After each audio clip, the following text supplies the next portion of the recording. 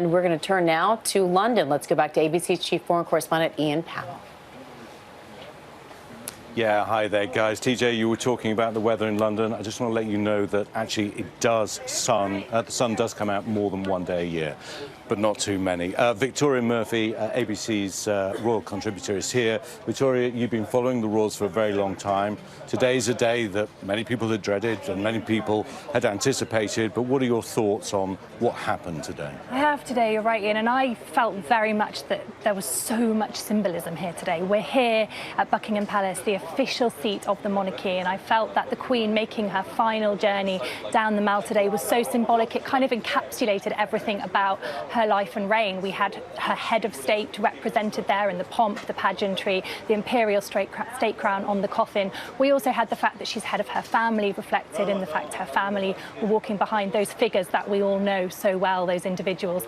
But then I think really importantly, head of nation, because the public was here, and that relationship between the Queen and her public is so important, and it was really reflected today in those crowds. Because you talk about pomp and pageantry, but people were an absolutely critical element. What was your sense of the crowd and the mood? Because it was quite emotional being here, and suddenly as her coffin moved by and seeing the reaction of the crowd. It was very emotional, and I was also here last night when the car with the hearse in it came past, and that hearse lit up and you could really see the coffin inside, and both times the crowd was silent.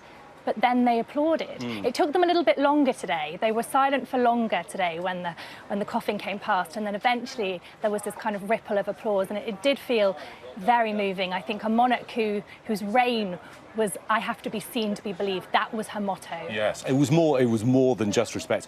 Let's turn obviously to the new king, Charles III. Very tough shoes to fill, a very hard act to follow. She had an enormous amount of goodwill in the bank, almost unprecedented, right, for a monarch. What are the key challenges for him? There are some challenges, I think. At the moment, we've seen this seamless transition, and we've seen this kind of wave of affection towards Charles, which is very much felt at the moment. But his mother outpolled him. She outpolled the institution of the monarchy. He is not as popular as she was. I think we're going to be looking at a situation where, in the future, more countries outside of the UK who have the British monarch as head of state are going to follow Barbados's lead and look to move on and have a different head of state. So I think that will happen. But I think in terms of how his reign will look initially, I don't think he'll rock the boat. We're used to seeing him in that role. He stepped in for the Queen a lot in the last year. So I think in some ways a lot of it will feel quite familiar. OK, Victoria, thank you very much. Back to you guys. All right, Ian, we thank you. And our best to Victoria, our good friend there as well.